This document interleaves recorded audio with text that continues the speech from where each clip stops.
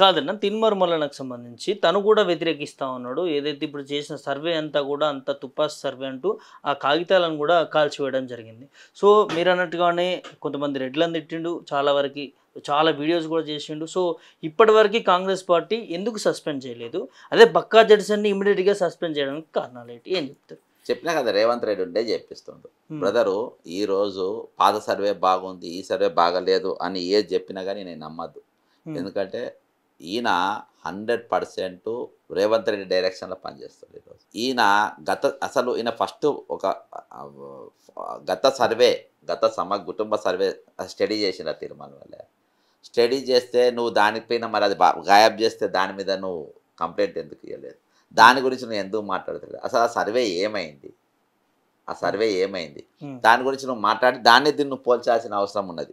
అసలు నువ్వు దాని గురించి మాట్లాడవు, అది ఎత్తనే ఎత్తావు. దీనికంటే అదే బాగుందంటావు. ఇది జానారెడ్డి దిష్టి బొమ్మ గాలబెడతావు, ఈ సర్వే పేపర్లు గాలబెడతావు. ఈ సర్వే అనేది మాత్రం ఇప్పుడు జరిగిన సర్వే 100% సర్వేనే చేయలేదబ్బా. ఈ సర్వేకు నాకు 150 కోట్ల రూపాయలు ఖర్చు పెట్టినాను కదా, నాకు తెలిసి 50 లక్షలు కూడా ఖర్చు కాదు దీనికి. ఎందుకంటే కూర్చొని రాసిండబ్బా, పేపర్లు ప్రింట్అవుట్లు, లెక్కలు మార్చిండ్రు. ఇది ఎంత సత్యం అంటే, ఇప్పుడు తెలంగాణ జరిగిన కుటుంబ సర్వే ఎంత కరెక్ట్ అనేది అంటే, ఈరోజు డల్లాస్కి వెళ్ళి 1,78,000 కోట్ల రూపాయలు వచ్చుడు ఎంత సత్యమో, ఇప్పుడు జరిగిన రేవంత్ రెడ్డి యొక్క క్యాష్ సెన్సస్ కుటుంబ సర్వే కూడా అంత సత్యం. ఇంకా అత్యంత దారుణం ఏంటంటే బ్రదరు, ఇందులో ఇంకా పెద్ద క్రిమినల్ ఎవరిని చేసిండు రేవంత్ రెడ్డి అంటే, ఈయనని చేసిండు. ఎవరిని? రాహుల్ గాంధీని చేసిండు. రాహుల్ గాంధీ పార్లమెంట్లో ఏం మాట్లాడిండో ఈయన ఒకసారి.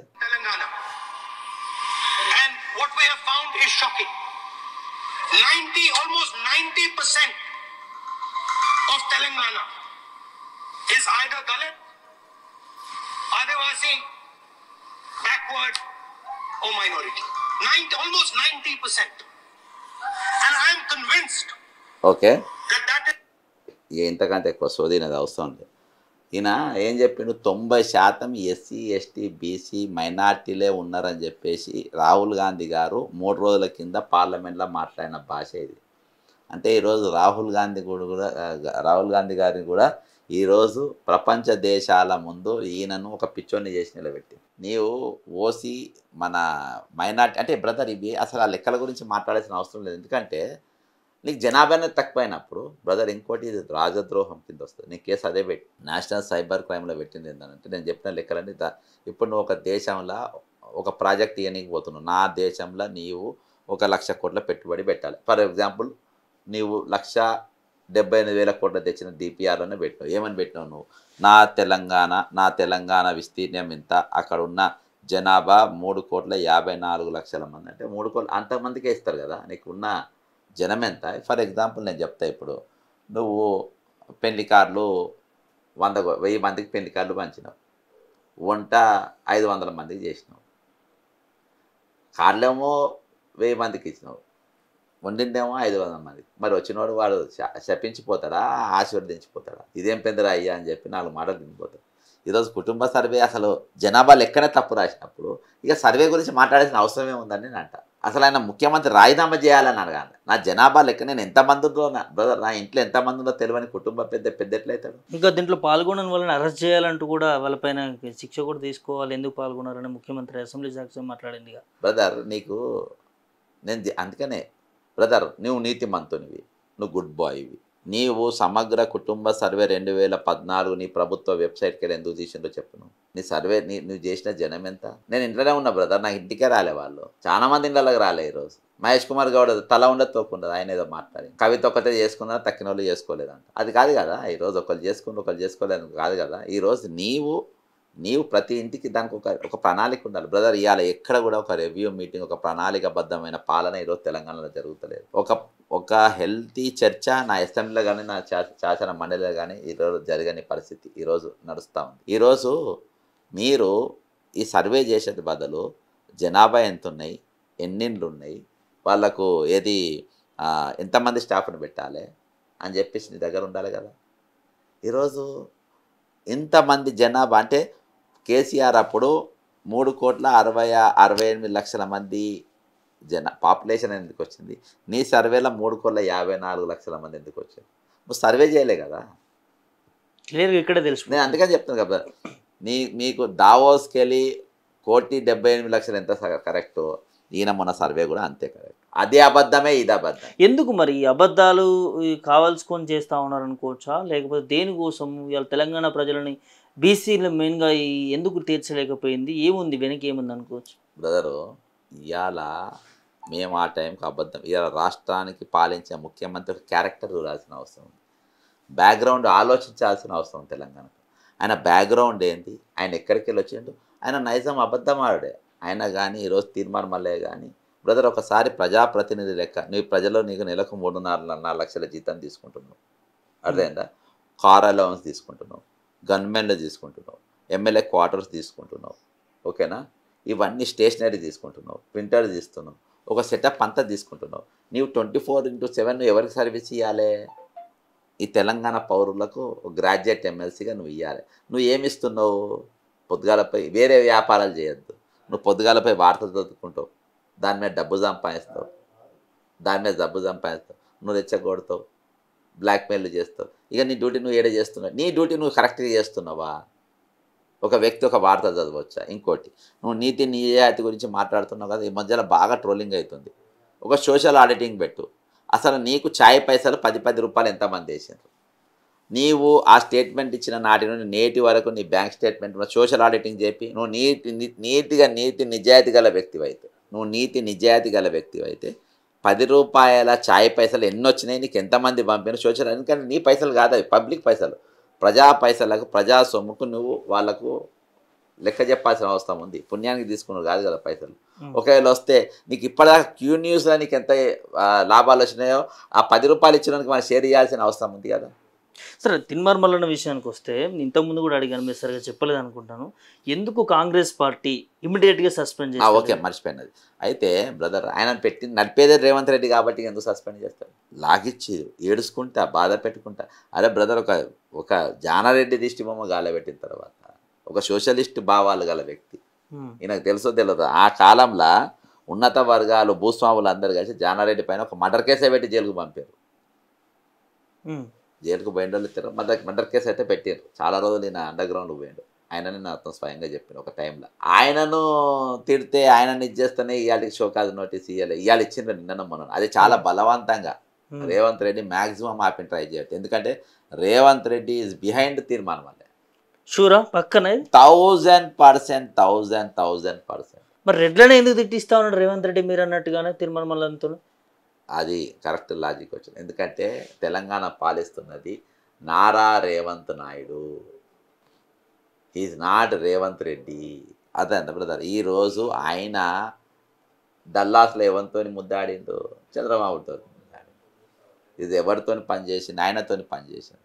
ఈరోజు వాడుకొని దాటిపోవడం అనేది ఎక్కడ నేర్చుకుంటూ? ఆయన దగ్గర నేర్చుకుంటూ. ఈరోజు తెలంగాణకు మెజారిటీ అడ్వైజర్స్ ఎవరు? ఆంధ్ర వాళ్ళే.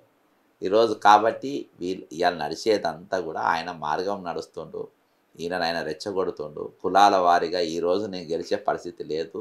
ఈరోజు పంచాయతీ ఎలక్షన్స్లో కూడా రచ్చ ఓడిపోయారు. అసలు వాస్తవానికి ఎందుకంటే తీర్మానం మళ్ళీ కూడా ఎమ్మెల్సీగా మనం గెలవలేదు. వెబ్సైట్లో పెట్టుమని గెలిచినని ఓట్లు ఇవాళకి ఎలక్షన్ వెబ్సైట్లో ఎందుకు పెట్టలేదు? తెలంగాణ ఎలక్షన్ కమిషన్ ఎందుకు పెట్టలేదు? గ్రాడ్యుయేట్ ఎలక్షన్లో పోలైన ఓట్లలో 50%+1 ఓటు రావాలి. ఈయనకు రాలేదు. అది ఈయనకు రాలే ఆ ఓటింగ్. పెద్ద ఆరోపణలు ఈ తిన్మార్ మల్లన్న. నేను ఎలక్షన్ కమిషన్ కంప్లైంట్ ఇచ్చిన బ్రదర్. నేను Telangana election commission, national election commission కూడా కంప్లైంట్ ఇచ్చిన. అక్కడ కొంతమంది బీజేపీలో ఉన్నోళ్ళు కూడా ఈయన ప్రొటెక్ట్ చేస్తుండ్రు. కాంగ్రెస్లో ఉన్నోళ్ళు రేవంత్ రెడ్డి బాజాప్తాలో పేరే చెప్పొచ్చు. కాబట్టి ఈరోజు ప్రొటెక్ట్ చేసుకునే పరిస్థితి. ఈయన వెనుక 100% రేవంత్ రెడ్డి ఉన్నాడు కాబట్టి ఈయనకు షోకాజ్ నోటీస్ కూడా చాలా లేటుగా ఇచ్చిండ్రు. అది కూడా ఆయనకు ఏదో టైం ఇచ్చిండ్రు. ఈరోజు ఆయన నడిపేది ఈయననే కాబట్టి ఈయననే సేవ్ చేస్తారు. ఇన్వెస్టర్ కూడా ఈయననే, రేవంత్ రెడ్డి. దీంట్లో ఎలాంటి సందేహమే లేదు, డౌటే లేదు. లేకుంటే ఒక బసవరాజ్ సారే ఎట్లా కూర్చుంటాడు ఆ వేదిక మీద? ఈయన ఉంటేనే పోయి కూర్చునేది. ఉన్నాడు, ఆయన నడుపుతుండ్రు. మీటింగ్ కూడా ఎక్కువ అటెండ్ అయ్యేది కూడా రేవంత్ రెడ్డి మనుషులే అవుతుండ్రు. వేం నరేందర్ రెడ్డి, సీతక్క, ఈ గ్యాంగే ఆ మీటింగ్ లో సక్సెస్. మళ్ళీ వీళ్ళే తిట్టుకుంటారు. మంత్రులు మాట్లాడుతూ ఉన్నారు కదా, తీన్మార్ మల్లన్న మాట్లాడారు. సీతక్క కదా, వాళ్ళే కదా అనుకునేది. పార్టీ లైన్లో ఎవరు ఉంటారో వాళ్ళకి ఆ టీమే అవన్నీ మాట్లాడద్దు బ్రదర్, వాళ్ళే కదా. నేను మిమ్మల్ని కాదు సీతక్కని అంట, అవన్నీ చెప్పదు కథలు, మీరు అంత ఒకటే కదా. ఇవాళ కనకరత్నం అనేటువంటి పెట్టుకున్నారు వాళ్ళ ఆఫీస్లో, విద్యాసాగర్ రెడ్డి అనేటువంటి పెట్టుకున్నది ఆమె. అర్థమైనా బ్రదర్? పోస్టింగ్లలో అక్రమాలు, ట్రాన్స్ఫర్లలో అక్రమాలు, ప్రతి దాంట్లో అడుగు నాకు నిన్ననే ఏసీబీకి విజిలెన్స్ రెండింటికి ఇచ్చిన. కనకరత్నం అంటాడు భీమవరం అని పెట్టుకున్నావు. భీమవరం ఎట్లా పెట్టుకుంటావు నువ్వు? సరే ఇక్కడ క్యాటరోడ్ ఉన్నాడు, అర్థమైందా? ఆయన మీద ఉన్న ఆరోపణలు ఏంది, ఆయన ఎందుకు నడిపిస్తున్నారు? సీతక్క గారి పేషీలా విద్యాసాగర్ రెడ్డి అంటే ఎందుకు కంటిన్యూ చేస్తున్నావు? కనకరత్నం అనే భీమవరం అబ్బాయిని బుల్లోని ఎవరు పెట్టిండ్రు అక్కడ? వేమ నరేంద్ర రెడ్డి. దాంతో టీం బ్రదర్. ఈమె డౌట్ రాకుండా ఆయనను మాట అనాలి తీర్మానం మళ్ళీ. కానీ ఆయనతో మీటింగ్లు పెట్టించేది కానీ, ప్రోగ్రాంలు చేపించేది కానీ అంతా వీళ్ళే. సో మొత్తం కాంగ్రెస్ పార్టీలో బక్కా జడ్సన్కి ఒక న్యాయం, తీర్మార్ మల్లన్నకి ఒక న్యాయం జరిగింది అనుకోవచ్చా? 100% బ్రదర్. నేను టోటల్గా రేవంత్ రెడ్డి ముఖ్యమంత్రి చేయడమే తప్పన్న. ఈరోజు అన్ని అబద్ధాలే కదా. తెలంగాణ జనాభా లబ్బు చెప్పిన ముఖ్యమంత్రికి ఎట్లుంటాడు? ముఖ్యమంత్రి రేవంత్ రెడ్డి అనేతో వెంటనే రాజీనామా చేయాల్సిన అవసరం ఉందా లేదా అనేది మీరు పోలు పెట్టండి. తెలంగాణ జనాభాను ఈరోజు సమగ్ర కుటుంబ సర్వేలో వచ్చిన జనం ఎంత? నేను దయచేసి అందుకనే పదే నేను తెలంగాణ ప్రజలు విన్నవించుకున్నాను.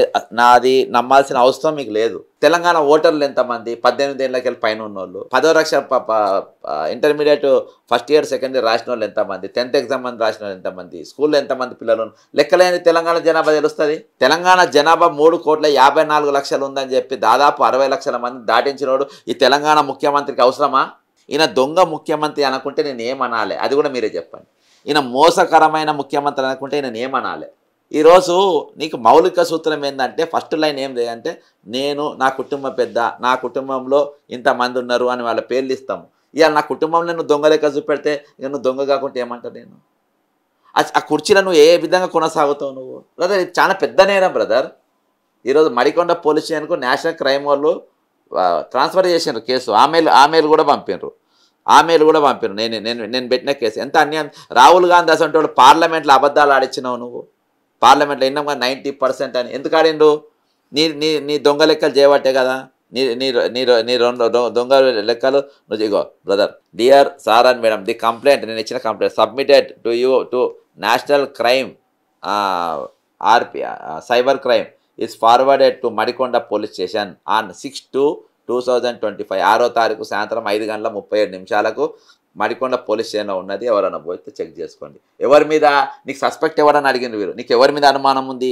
ఈ సమగ్ర కుటుంబ సర్వే 2014 రిపోర్టు ప్రభుత్వ వెబ్సైట్లకి వెళ్ళి ఎవరెత్తేసినంటే రేవంత్ రెడ్డి సస్పెక్టు, ఆయననే ఎంక్వైరీ చేయాలని ఆయన మీదనే పెట్టిన నేను. నా ప్రధాన సస్పెక్టు రేవంత్ రెడ్డి అని చెప్పేసి నేను కంప్లైంట్ ఇవ్వడం జరిగింది. కాబట్టి ఈరోజు ప్రతిపక్షాలు తెలంగాణ ప్రజలందరూ కోరాల్సింది ఏంటంటే, మీరు ఎగ్జామిన్ చేయండి, నేను చెప్పింది ఎగ్జామిన్ చేయండి. ఒకవేళ తప్పనిపిస్తే ఇటువంటి ముఖ్యమంత్రి ఒక్క నిమిషం కూడా ఆ పదవిలో కూర్చోనికి వీల్లేదు. ఒక పచ్చి అబద్ధాన్ని డల్లాస్కెళ్ళి మనకు పట్టుకొచ్చిండు. 1,78,00,000 కోట్ల రూపాయలు నేను తీసుకొచ్చిన అన్నాడు. వాస్తవానికి చాక్లెట్ కంపెనీ కూడా ఇక్కడికి రాలేదు. చాక్లెట్ కంపెనీ నీ ఎంబడి ఎవరిని తీసుకుపోయినావు? ఓటుకు నోటు కేసులు ఉన్న వాళ్ళని తీసుకుపోయినావు నువ్వు. విజయసింహారెడ్డి ఓటుకు నోట్ల ఫస్ట్ అరెస్ట్ అయినటువంటి వ్యక్తి. ఆయన పిఆర్ఓ సిపిఆర్ఓ అంట ప్రభుత్వానికి. అరే మొత్తం దొంగలేనా భయ మీ దాంట్లో ఉండేది? ప్రభుత్వం ముఖ్య సలహాదారు ఎవరు? ఓటుకు నోట్లు ఉన్న దొంగ. అరే అంతా మీరందరూ అందులో ఈరోజు ఒక దొంగలు రాష్ట్రాన్ని పాలిస్తున్నప్పుడు జనాభా లెక్క దొంగల లెక్క పెట్టుకుంటే ఏ విధంగా ఉంటారు? నేను ఆరోపణ చేస్తున్నా అనుకోకండి మీరు. నేను చెప్పింది వాస్తవాలు లేదా ఒకసారి తెలంగాణ ప్రజలు మీరు ఆలోచన చేయండి. మీరు మీ ముందు అందరి దగ్గర స్మార్ట్ ఫోన్లు ఉన్నాయి. ఇవాళ రేపు ఆ స్మార్ట్ ఫోన్లో కొట్టని మీకు బయటకు వస్తాయి. అంటే ఇక్కడున్న వాళ్ళు కవర్ చేస్తున్నారు, తీర్మార్ మల్లన్న వెనుక రేవంత్ రెడ్డి ఉన్నారన్నారు, ఓకే. కానీ అధిష్టానం ఎందుకు దీన్ని సీరియస్గా తీసుకుంటలేదు? వాళ్ళకి ట్యాక్స్ కావాలి, ఎలక్షన్లో ట్యాక్స్ కావాలి, ఆ ట్యాక్స్లు కట్టుకుంటారు. ఈరోజు బ్రదరు తెలంగాణ ఎట్లయిందంటే పరిస్థితి, లాస్ట్లో కిందికి వెళ్ళి మొదలుపెట్టి ఎవ్వడు కూడా బతకనికి వీల్లేదు. నువ్వు ఇండ్లన్నీ కూలగొడతావు, ఇంటింటికి సర్వే అంటావు. అడే ఇండ్లే లేనప్పుడు నువ్వు ఇంటింటి సర్వే పోయి లెక్కలు అంటావు. ఈరోజు అడ్వర్టైజ్మెంట్ కంపెనీలు కూడా గుంజుకొని వీళ్ళ దగ్గర తీసుకొని, అంటే మామూలు రోడ్లపైన బొమ్మలు పెట్టుకొని 4 రూపాయలు సంపాదించి కుటుంబాలు నడిపేటోళ్ళయి వాళ్ళ బోర్డులు కూలగొట్టు. నేనంతా ఇండ్లు కూలగొట్టింది. ఇప్పుడు బోర్డులు కూలగొడతారు. వాళ్ళే తీసుకుంటారు. ఆ కంపెనీలు కూడా వీళ్ళ కుటుంబాలే. టార్గెట్ అని ఒకటంట, నర్వ నిర్మాణ అంట, ఇంకోటి ప్రకాష్ యాడ్ మొత్తం వీళ్ళ కుటుంబ బ్రదర్సు, వీళ్ళ తమ్ముళ్ళు. ఫహీం ఖురేషి అనేటోడు అంట దీన్ని. బాజాప్త పోలీస్ బాసులే పోయి మీ ఆయనను కలుపుకోమనంట. రంగనాథ్ గారు అడ్వర్టైజ్మెంట్ కంపెనీ వాళ్ళతోని, రంగనాథ్ గారి ఇల్లు బఫర్ జోన్లో ఉందని ఎవరి ఇన్ఫర్మేషన్ వాళ్ళు చెప్పిన విషయమే నాకు. కొంతమంది పోయిందంట వాళ్ళు, ఆ నోట ఈ నోట చెవులలో పడుకుంటా మీరు పోయి ఫహీం ఖురేషిని కలవమని చెప్పినట్టు. Who is Faheem Qureshi? Advertisement బోర్డులకు. అంటే ఏ పాలన జరుగుతుంది? కాబట్టి ఈరోజు మీరు మన ఇక్కడ చూస్తాం మొత్తం బ్రదర్ దొంగలకు అఫీషియల్గా పోలీస్ స్టేషన్లో రికార్డ్ అయినటువంటి వ్యక్తులు. ఈరోజు 33 కేసులు ఉంటాయి, క్రిమినల్ కేసులు, రౌడీ షీట్ ఉంటుంది.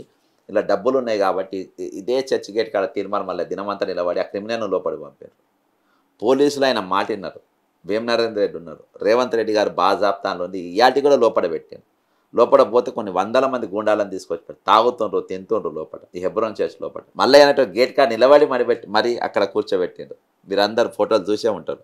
కాబట్టి ఇటువంటి పాలన ఈరోజు జరుగుతున్నది. ఇటువంటి దొంగలను మీరు పెంపొందిస్తున్న టైంలో డబ్బు ఎక్కడుంటే అక్కడ, అది చర్చే కానీ, అడ్వర్టైజ్మెంట్ కంపెనీయే కానీ, ఇంకా ఏదైనా కానీ, అక్కడ పోయి ఈరోజు అక్కడ నిలబడి మీరు ఉండే పరిస్థితి వచ్చిందంటే ఈరోజు తెలంగాణ ప్రభుత్వం ఎంత దిగజారింది. ఈరోజు డబ్బు కోసం మేము ఏమన్నా చేస్తాం, డబ్బు కోసం మేము ఎంతకన్నా దిగజారుదాం అనే స్థాయికి ఈరోజు తెలంగాణ ప్రభుత్వం దిగజారిందని అంటే ఈరోజు అందరు కూడా అర్థం చేసుకోవచ్చు జరుగుతుంది ఏంటని.